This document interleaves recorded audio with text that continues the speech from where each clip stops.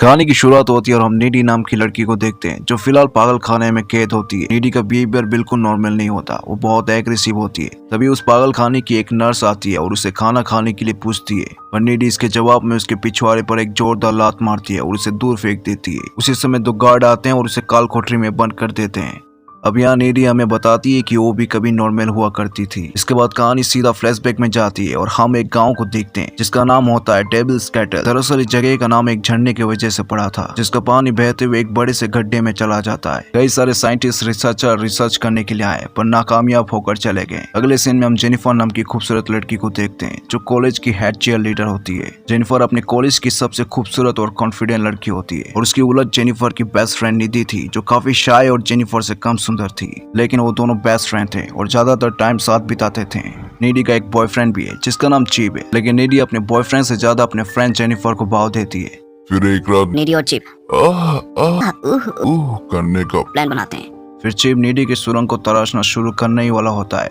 तभी कबाब की हड्डी जेनिफर आ जाती है और वो नीडी को उसके साथ बाहर में चलने को कहती है। अब ये देखकर चिप मन ही मन सोचता है, सोचा था सुरंग की खुदाई करूंगा लेकिन अब तो मुट्ठी कोई सुरंग बनाना पड़ेगा, धत मेरी किस्मत। फिर कुछ देर बाद वो दोनों बार में पहुंचते हैं। उस पार्टी में जेनिफर को एक बैंड परफॉर्मर निकोलस पसंद आ जाता है। फिर जेनिफर निकोलस से बातें करती है, उसे ड्रिंक के लिए पूछती है जिस पर निकोलस भी उसे हाँ कर देता है। जब जेनिफर निकोलस के लिए ड्रिंक लेने गई तभी निकोलस अपने दोस्तों से जेनिफर की लेने के बारे में बात करता है। तभी नीडी इनकी बातें सुन लेती है और उसे ये बात बिल्कुल पसंद नहीं है, आथू, और वो जेनिफर को जाकर बताती है। जेनिफर नीडी की बातों पर बिल्कुल ध्यान नहीं देता और वो निकोलस के परफॉर्मेंस को देखने चली जाती है। कुछ देर बाद शॉर्ट सर्किट होती है और उस बार में आग लग जाती है और चारों तरफ भगदड़ मच जाती है और इस भगदड़ में कई सारे लोग जान से हाथ धो बैठते हैं। फिर नीडी जेनिफर को अपने साथ वॉशरूम में ले जाती है और वो दोनों वॉशरूम की खिड़की खोलकर वहां से बाहर निकल जाते हैं। बाहर निकलते ही नीडी देखती है कि वो बार पूरी तरीके से चल चुका है और उसके अंदर फंसे लोग बाहर निकलने के लिए जोर जोर से चिल्ला रहे हैं। तभी निकोलस जेनिफर को कहता है कि हम दोनों सुरंग की खुदाई का खेल खेलेंगे और बहुत मजा आएगा और उसके साथ चलने को कहता है। जेनिफर मान जाती है और चली भी जाती है। नीडी उसे जाने से मना करती है, बट यू नो ओमेंस। इसके बाद नीडी घर पहुंचती है और अपने बॉयफ्रेंड चिप को फोन लगाती है और जेनिफर के बारे में सब कुछ बताती है। उसे डर था कि जेनिफर के साथ कुछ गलत ना हो जाए।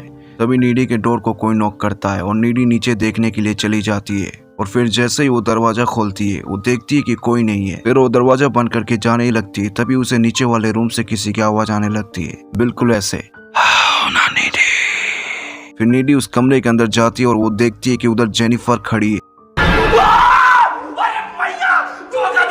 जो बहुत ही जख्मी हालत में है और उसकी शैतानी स्माइल देखकर नीडी के तोते उड़ जाते हैं। इसके बाद जेनिफर फ्रिज से कच्चा मांस निकालती है और किसी भूखे भेड़िए की तरह खाने लगती है। नीडी डरी हुई थी लेकिन हिम्मत करके उसे बात करने की कोशिश करती है और जेनिफर वहाँ पर काफी डरावनी आवाज निकालने लगती है और फिर मुंह से काले रंग की खून की उल्टियां करने लगती है। और सच बताऊं तो नीडी की फटी पड़ी थी। अगली सुबह नीडी जेनिफर और कल रात के बारे में सोच ही रही होती है कि तभी जेनिफर आ जाती है जो बिल्कुल नॉर्मल लग रही थी। कोई ये देखकर बता ही नहीं सकता कि कल रात उसे कुछ हुआ भी था, बल्कि आज वो और भी ज्यादा कॉन्फिडेंट और बोल्ड लग रही थी। तभी क्लास के प्रोफेसर झंडू बाम आ जाते हैं और पिछले रात मरे हुए लोगों के बारे में बात करके अफसोस कर रहे होते हैं। तभी जेनिफर हंसने लगती है और प्रोफेसर झंडू बाम का मजाक उड़ाती है जो कि नीडी को काफी अजीब लग रहा था। अब कहानी में लगता है तड़का। अब हम बबलू नाम के लड़के को देखते हैं जो कॉलेज के फुटबॉल टीम का कैप्टन है। बबलू अपने मरे हुए दोस्तों के बारे में सोचकर काफी दुखी था कि तभी जेनिफर उसे मिलने के लिए आ जाती है और कहती है कि तुम्हें देखकर मैं भी दुखी हो गई, चलो इस दुख को कम करते हैं और जंगल में मंगल करते हैं। और ये सुनते ही बबलू के नुन्नू खड़ी हो जाती है और वो जेनिफर के साथ जंगल चला जाता है। वहाँ जाते ही दोनों का कार्यक्रम शुरू होता है कि कुछ देर बाद कबाब की हड्डी बने जंगल के सारे जानवर आ जाते हैं और डे शो देखने लगते हैं। बबलू को काफी ऑकवर्ड फील हो रहा था। तभी वो देखता है कि जेनिफर का मुंह जानवरों जैसा बड़ा हो जाता है और वो बबलू को खा जाती है। तभी प्रोफेसर झंडूबाम बबलू की चीख सुनकर उधर चला जाता है। वो देखता है कि बबलू को किसी ने बेरहमी से मार दिया है। दूसरी तरफ नीडी और जेनिफर एक दूसरे से बात कर रहे होते हैं। नीडी जेनिफर को कहती है कि पिछले कुछ दिनों से हमारे शहर में कई मौतें हो चुकी हैं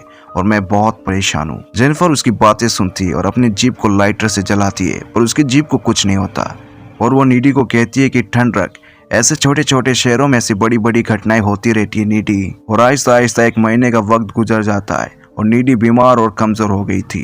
तभी एक लड़का जेनिफर को डेट के लिए पूछता है। जेनिफर उसे हाँ कह देती है पर उसकी एक शर्त थी कि जगह और पता उसके हिसाब से हो। वो लड़का परफ्यूम लगाकर उस पते में पहुंचता है। वो देखता है कि जगह काफी सुनसान और डरावना है। वो घर के भीतर जाता है और देखता है कि जेनिफर पहले से ही वहाँ है। तभी जेनिफर उसके पास किस करने के लिए आती है। इसी दौरान वो लड़का देखता है कि जेनिफर की आंखों का कलर चेंज हो रहा है। अब ये देखकर वो डर जाता है। तभी जेनिफर उस पर हमला कर देती है और उधर नीडी अपने बॉयफ्रेंड के साथ गुलू गुलू कर रही होती है। तभी नीडी को अजीब अजीब चीजें दिखने लगती है और वो वहां से निकल जाती है। नीडी कार ड्राइव करके घर जा रही होती है। तभी उसे जेनिफर खून से लथपथ दिखाई पड़ती है और वो जंप करके नीडी के कार की विंडशील्ड तोड़ देती है। नीडी डरी हुई रोती हुई अपने घर आती है। तभी नीडी देखती है कि उसके कमरे में जेनिफर पहले ही से ही मौजूद है। नीडी उसे जाने को कहती है पर जेनिफर उसे रुझाने की कोशिश करती है और कहती है कि मैं तुम्हें सब कुछ बताती हूँ जो उस रात हुआ था मेरे साथ। वो बताती है कि उस रात जब बार पर आग लगा था, निकोलस और उसका बैंड मुझे झड़ने की ओर ले गए थे।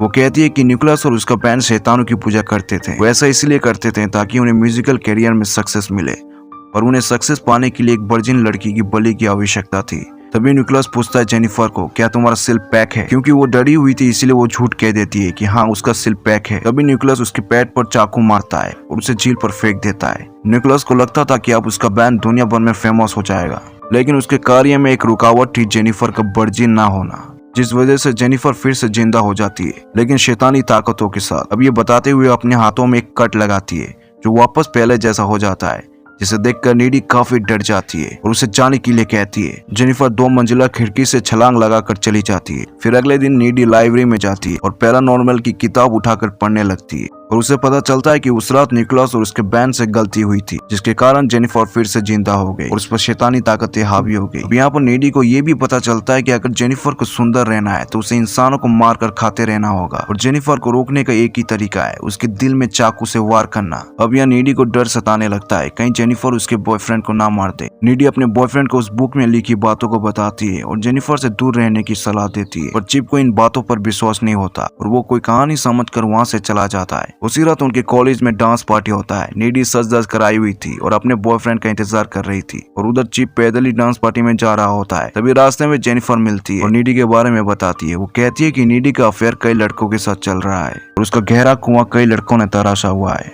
इसलिए वो तुम्हें भाव नहीं देती।